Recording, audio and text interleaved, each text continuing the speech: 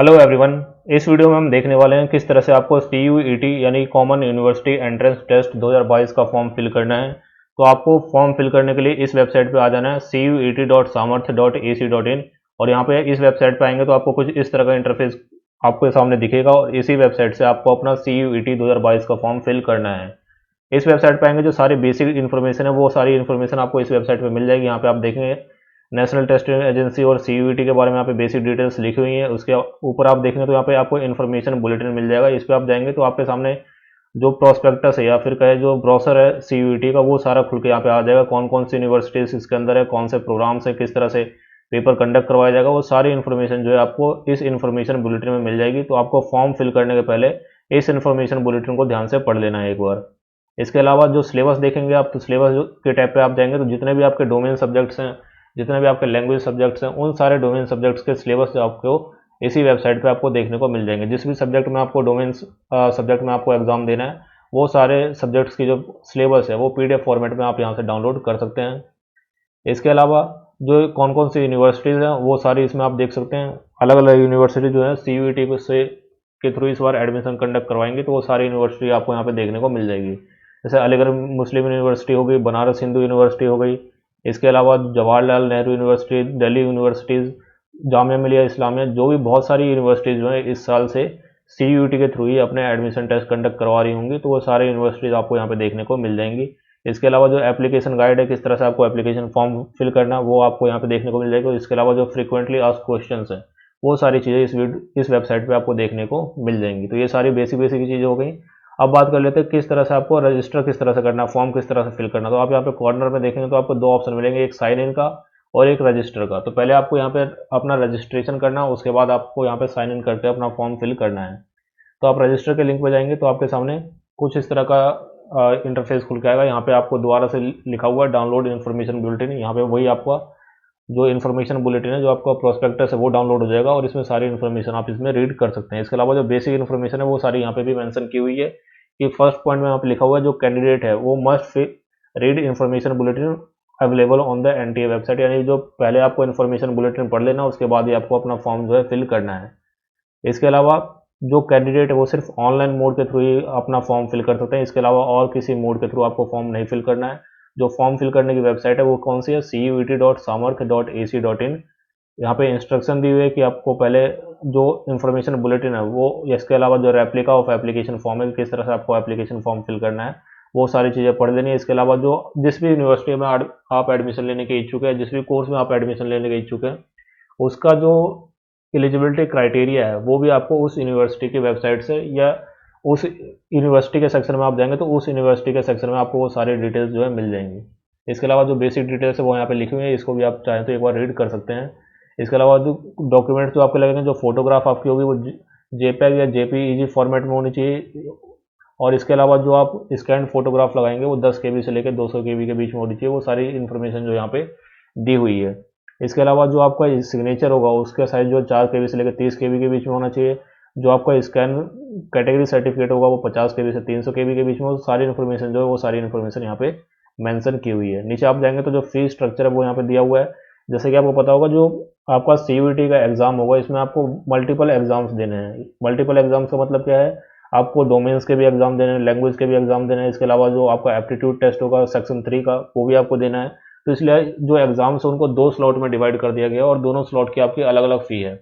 जो unreserved candidates हैं उनके लिए 650 यानी टोटल 1300 रुपीज़ फ़ी है। जो OBC और EWS के स्टूडेंट्स हैं उनके लिए 600 रुपये यानी टोटल 1200 रुपये। और जो SC ST PWD third gender है उनके लिए 1100 रुपये फीस है। जो अदर कंट्रीज़ के स्टूडेंट्स हैं उनके लिए 3000 यानी टोटल 6000 रुपये फ़ी उनको पे करनी होगी।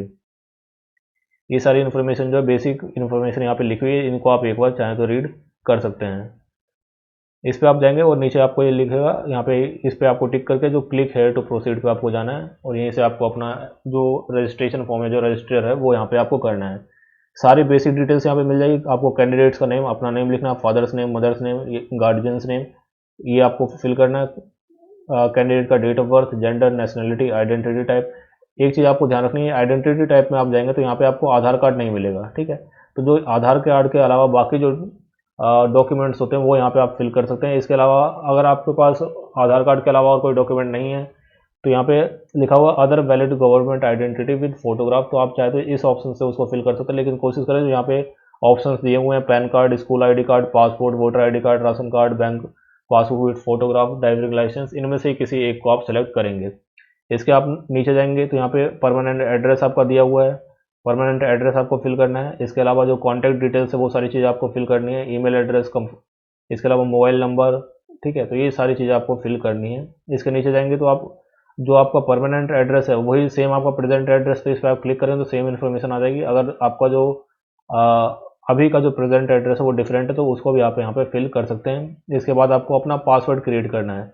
अब यहाँ पे ध्यान रखें पासवर्ड के लिए यहाँ पे कुछ रिक्वायरमेंट्स दी हुई है, तो उसी को ध्यान में रख के आपको पासवर्ड क्रिएट करना है। जैसे यहाँ पे लिखा हुआ है जो आपका पासवर्ड है वो 8 से 13 कैरेक्टर्स के बीच में होना चाहिए, और इसमें कोई ना कोई एक स्पेशल कैरेक्टर होना चाहिए, एक अपर केस यानी कि बोल्ड लेटर होना चाहिए, वो बड़ा अल्फ़ाबेट होना चाहिए, एक लोअर केस कैरेक्टर होना चाहिए, और एक न्यूमेरिकल वैल्यू होनी चाहिए। जैसे यहाँ पे दिया हुआ है test@123, इस तरह से करके दिखाया हुआ है। तो आपको कुछ यहाँ पे जो हार्ड पासवर्ड है वो यहाँ पे क्रिएट करना होगा, और इसी को कन्फर्म करके आप अपना पासवर्ड जो है क्रिएट कर पाएंगे और फिर यहाँ पे सबमिट कर पाएंगे। ठीक है, अब यहाँ पे मैं बेसिक बेसिक डिटेल्स जो है फिल करके फिर आगे नेक्स्ट स्टेप का पे आपको मिलूंगा। तो सारी इन्फॉर्मेशन फिल करके आप नेक्स्ट स्टेप पे आएंगे तो आपके सामने कुछ इस तरह का आगे सेकंड स्टेप दिखाई देगा, जहाँ पे आपकी जो डिटेल्स है वो सारी यहाँ पे शो होंगी, जो पर्सनल डिटेल्स है वो सारी। और आप नीचे जाएंगे तो ये आपको जो भी आपने डिटेल्स फिल की हैं उसको आपको पर्टिकुलरली चेक करने के लिए बोला है कि ये सारी डिटेल्स को आप एक बार चेक कर ले, तो इस पर सबको आपको एक एक करके यहाँ पे टिक कर देना है। Date of birth, mother's name, mobile number, permanent address, और फिर यहाँ पे आपको ये लास्ट है इसको टिक करके यहाँ पे नेक्स्ट फर्दर पे आपको प्रोसीड करना है। कोई आपकी इन्फॉर्मेशन गलत हो गई तो यहाँ से आपको एडिट रजिस्ट्रेशन डिटेल में जाकर इसको एडिट कर लेना है, क्योंकि बाद में आप इसको एडिट नहीं कर पाएंगे। तो यहाँ पे आप जाएंगे submit and send OTP to mobile, यानी यहाँ पे सबमिट करेंगे तो आपके मोबाइल फ़ोन पे एक OTP आ जाएगा। हालांकि कई बार ये जो OTP है इसको आने में टाइम लगता है, तो आप वेट करें, कुछ टाइम में ये OTP आपके सामने आ जाएगा। तो यहाँ पे आप देख सकते हैं OTP का सेक्शन यहाँ पे आ गया है। OTP मैं यहाँ पे फिल कर देता हूँ 369294। यहाँ पे आप जाएंगे सिक्योरिटी पिन आपको फिल कर देना है, इसको आपको यहाँ पे सबमिट कर देना है।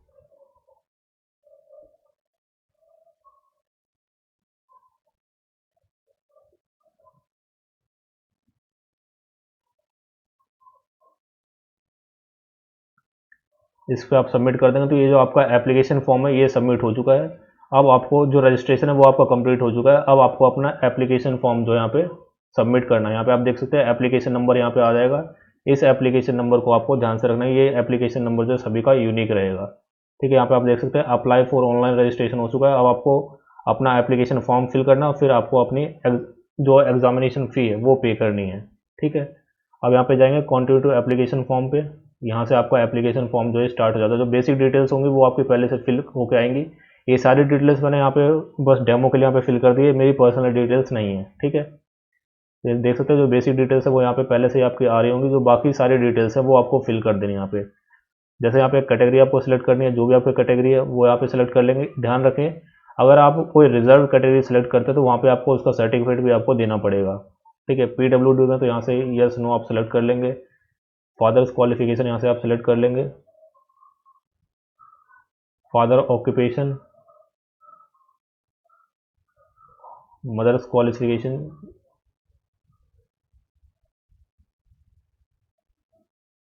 जो भी मैं यहाँ पे रैंडमली कुछ भी सिलेक्ट कर ले रहा हूँ, लेकिन आप अपने अकॉर्डिंग इसको सेलेक्ट करेंगे।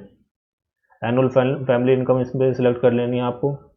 इसके अलावा अगर आप ट्विन है यानी कोई आपका जुड़वा भाई तो नहीं है तो उसके अकॉर्डिंग यहाँ पे सिलेक्ट करना है। डोमिसाइल किस स्टेट का है आपका वो आपको सिलेक्ट करना है।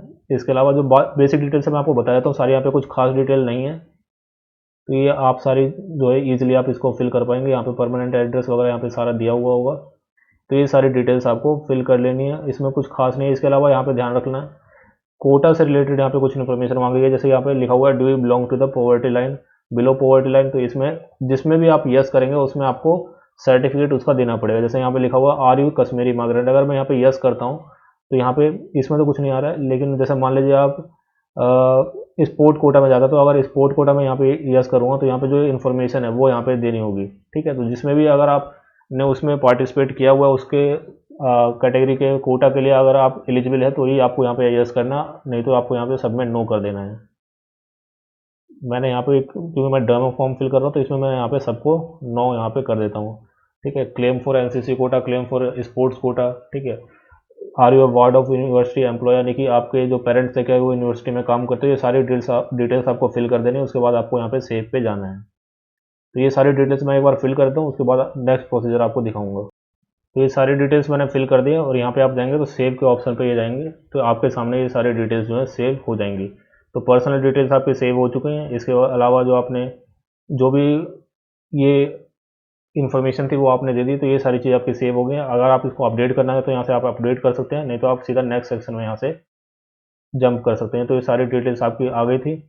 अब देखिए यहाँ पे दिया हुआ है कि आपको जो 10th और 12th की जो एजुकेशन क्वालिफिकेशन है वो यहाँ पे फिल करनी है। तो देखिए यहाँ पे 10th में तो 10th का रिजल्ट तो आपका आ गया, तो इसमें आप पास फिल करेंगे, पासिंग ईयर आपको यहाँ पे फिल करना है।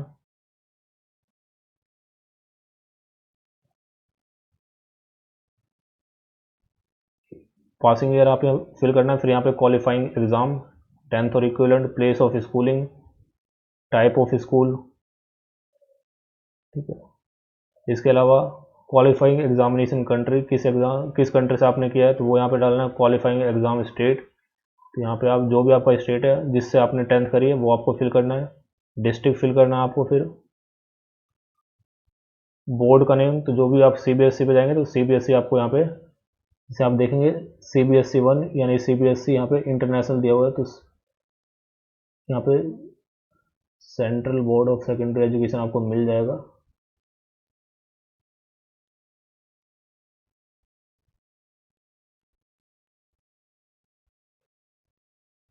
ये आप देख सकते हैं, इसके नीचे central board of secondary education मिल जाएगा। इसके बाद आपको स्कूल का नेम डालना है और स्कूल का एड्रेस डालना है। फिर स्कूल का पिन कोड डालना है। स्कूल का यहाँ पे जो रोल नंबर है वो वहाँ पे आपको 10th का बोर्ड का रोल नंबर डालना है और फिर वहाँ पे आपको रिजल्ट यहाँ पे सिलेक्ट करना है। ठीक है, रिजल्ट में आपको परसेंटेज या ग्रेड जो भी थी उसके अकॉर्डिंग यहाँ पे सिलेक्ट करना है।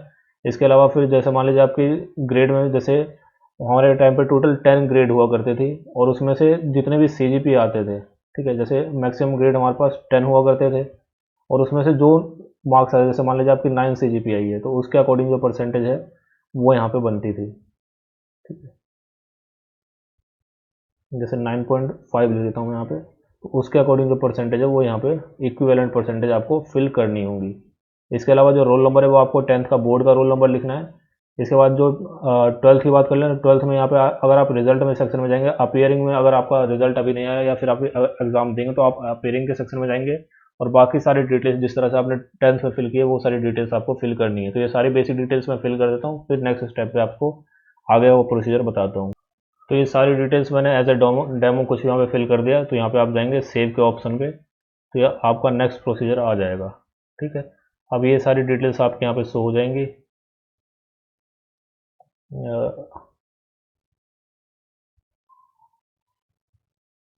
सेव के ऑप्शन पे जाएंगे तो आपकी सारी डिटेल्स जो है यहाँ से शो हो जाएंगी। अगर आपको कुछ अपडेट करना है तो यहाँ से आप अपडेट कर सकते हैं, नहीं तो आपको सीधा प्रोसीड टू नेक्स्ट सेक्शन में यहाँ पे आ जाना है।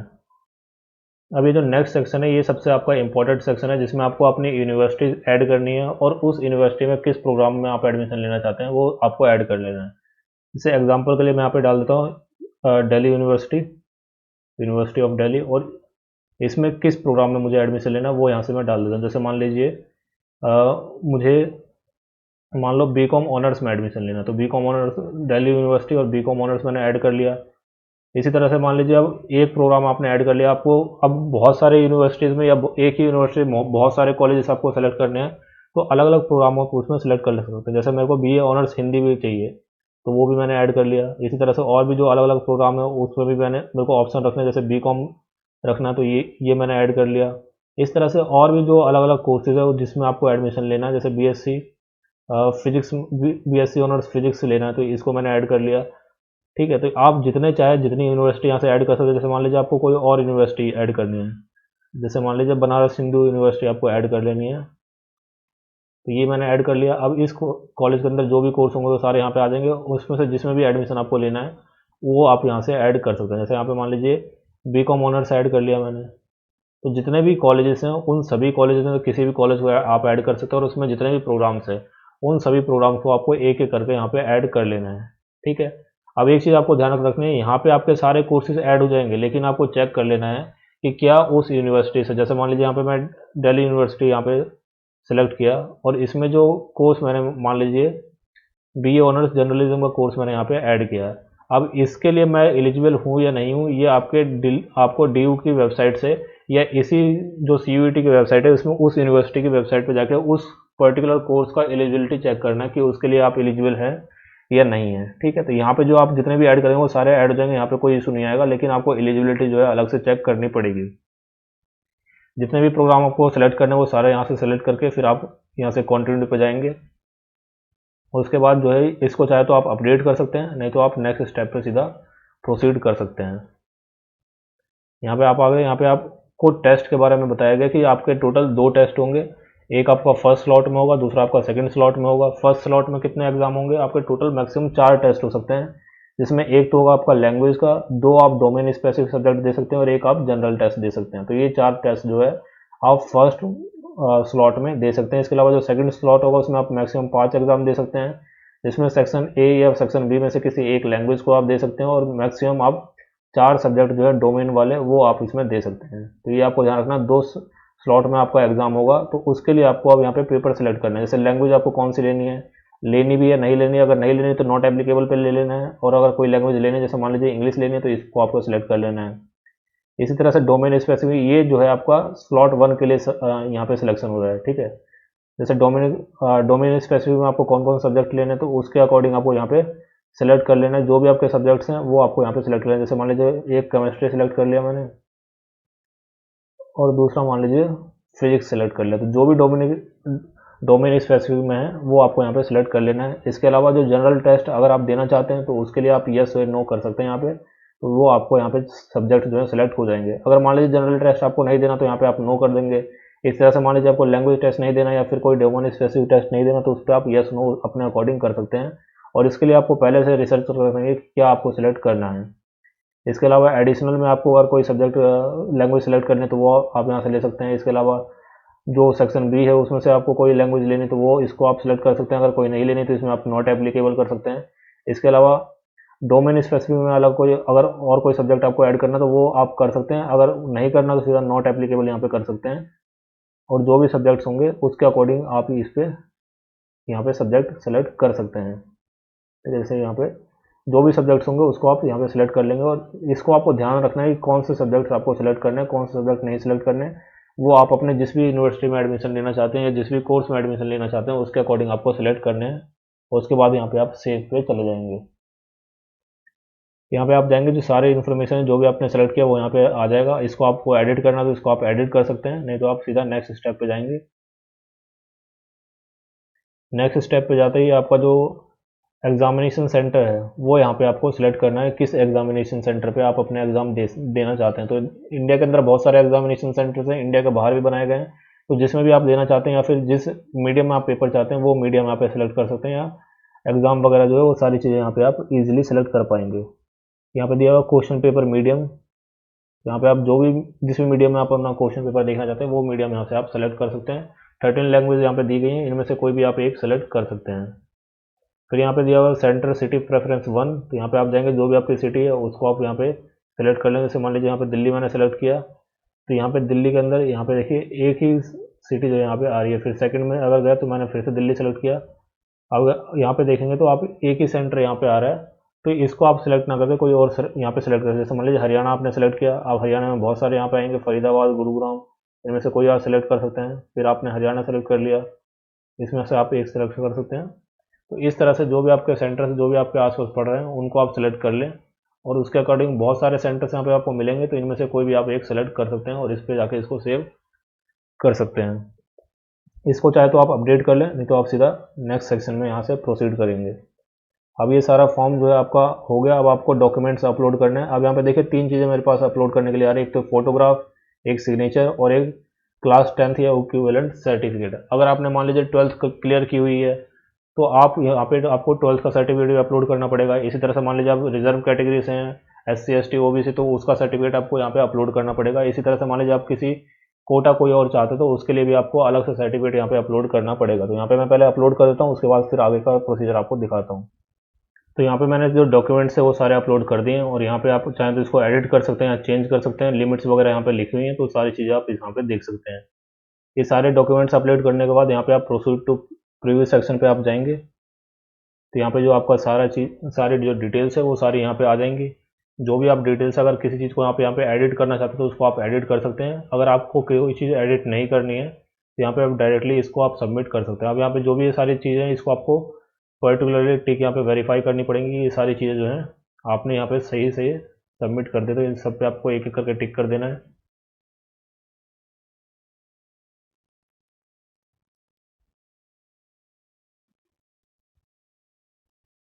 प्रेफरेंस वगैरह जो है ये सारी चीज़ें आपको यहाँ पे एक एक करके इसको रीड करके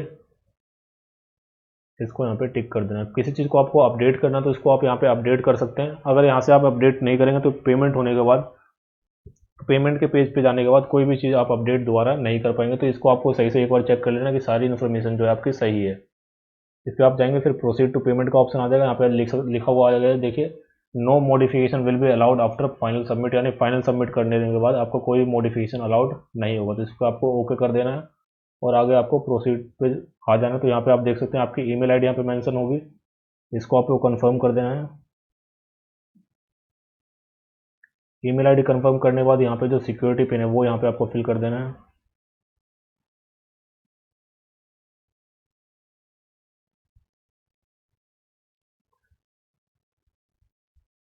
जैसे ही आप वेरीफाई करेंगे तो वहाँ पे ईमेल आईडी पे आपका एक वेरिफिकेशन कोड जाएगा, वो वेरिफिकेशन कोड आपको यहाँ पे फिल करना है।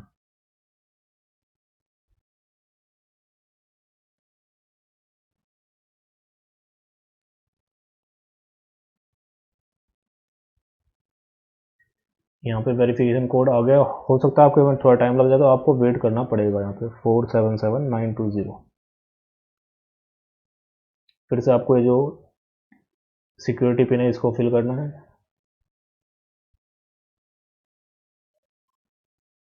इसको यहाँ पे वेरीफाई कर देना है। जैसे आप वेरीफाई करेंगे आपका एप्लीकेशन फॉर्म जो है पूरा सबमिट हो चुका है, यहाँ पे आप देख सकते हैं। और एप्लीकेशन फॉर्म अब यहाँ पे आपको जो पेमेंट करनी है, और पेमेंट करने के बाद ही आप सारी चीज़ें आपकी हो जाएगी। तो यहाँ पे दिया हुआ देखिए एप्लीकेशन फॉर्म आपका हो चुका है, फिल ऑनलाइन एप्लीकेशन फॉर्म, ये टिक हो गया। अब आपको बस अपनी फ़ी पे करनी है। तो फ़ी पे करने के लिंक पे आप जाएंगे।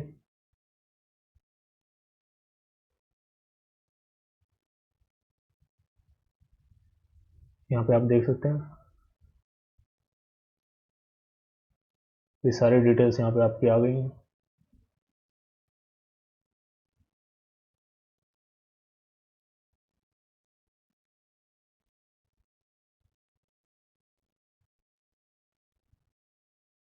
तो इस तरह से आपको जो फॉर्म है अपना फिल कर देना है। उसके बाद आपको फ़ी पेमेंट के ऑप्शन पे जाकर अपनी फ़ी पे करनी है, और ये यहाँ पे आपका जो फॉर्म है CUET का ये सबमिट हो जाएगा। यहाँ पे मैं ये डेमो फॉर्म फिल कर रहा हूँ, तो यहाँ पे मैं फ़ी पेमेंट करके आपको नहीं दिखाऊंगा। तो इस तरह से आपको जो है अपना एप्लीकेशन फॉर्म फिल करना है, और इसके बाद यहाँ पे आप चाहें तो इसको आप लॉग आउट कर सकते हैं। और इन्फॉर्मेशन वगैरह देखने के लिए आप इसी सेक्शन से आके आपको लॉग इन करना होगा। तो यहाँ पे मैं एक बार इसको लॉग आउट कर लेता हूँ, और फिर देखिए यहाँ पे इस तरह से लॉग आउट हो जाएगा। और दोबारा से आपको इसमें जाना तो साइन इन के ऑप्शन पे आप जाएंगे, और यहीं से आप अपना जो एप्लीकेशन नंबर है और जो पासवर्ड है उसको फिल करके आप यहाँ से दोबारा से लॉगिन कर पाएंगे। तो ये सारी इन्फॉर्मेशन इस तरह से आपको फ़ी पेमेंट वगैरह करनी है, और उसके बाद जो आपका फॉर्म जो है सक्सेसफुली यहाँ पे सबमिट हो जाएगा। और कोई आपकी किसी टॉपिक पे आपको वीडियो चाहिए, कोई और डिटेल आपको जाननी है, तो उसके लिए आप कमेंट सेक्शन में लिख सकते हैं। For the time being that's the end of the video. Thank you.